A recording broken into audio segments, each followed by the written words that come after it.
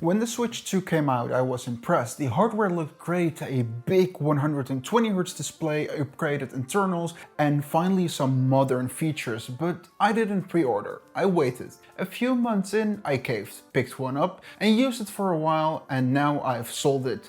Because here's the thing, I already had a Steam Deck OLED, and the more I used both, the more I felt like I was using a next-gen handheld already. When I finally unboxed the Switch 2, I actually thought, okay, this feels legit. The build quality was way better, the plastics didn't feel like a Happy Meal toy anymore, and the screen was huge, bright, and 120Hz. Exactly what the original Switch should have had. The magnetic Joy-Cons are genuinely satisfying, and I booted it up and finally a responsive UI.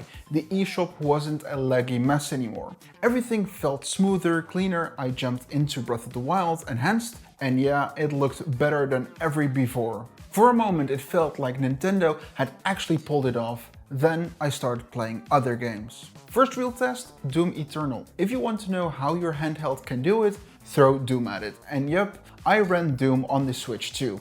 But it just ran like the original Switch. 720p, 30 FPS, blurry, and feels kinda sluggish. So I grabbed my Steam Deck OLED and the same game, higher settings, a bit lower resolution, but at least locked at 60 FPS. Cleaner visuals, more consistent, it wasn't even about graphics, it just played better and I had way more fun. And not to mention, it was cheaper too on Steam as well. Persona 3 Reload, Switch 2 version, locked at 30 FPS. On the Steam Deck, it hovers around 40 to 50 FPS, no problem.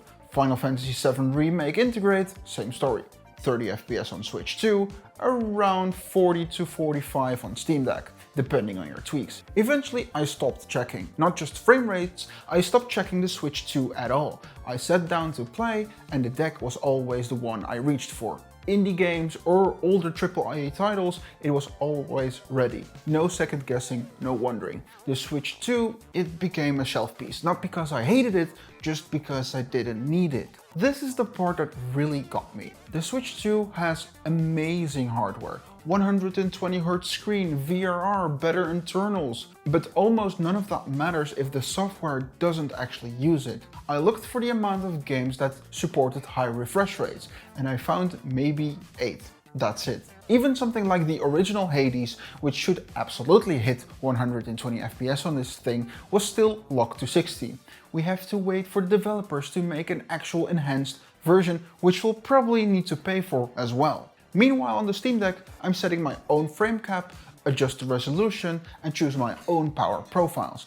Games run how I want them to run. That's not just power, it's the flexibility that I as a PC lover crave. And the more I leaned into it, the harder it was to go back. And then there's daily use. The deck fits better into my personal setup. It's more comfortable, bigger sticks, better grip, and I can play longer without my hands feeling cramped. So I sold it. Not out of frustration, not out of spite, it just didn't earn its place anymore.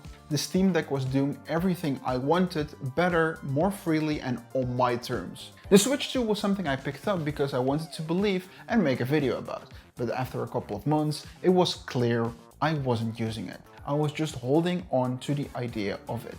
If you are a die-hard Nintendo fan and the ecosystem works for you, that's great. The Switch 2 is a solid console, but if you are already in the handheld PC space or thinking about it, the Steam Deck is just in another league for me. It's the future, and the more I use it, the less I am interested in going back. Alright, your turn. Are you team Steam Deck or are you still rocking the Switch 2? Or are you just somewhere in between? Drop your thoughts in the comments down below. And if you've got a Steam Deck, let me know what your current go-to game is. And I'll see you guys in the next one. Bye bye.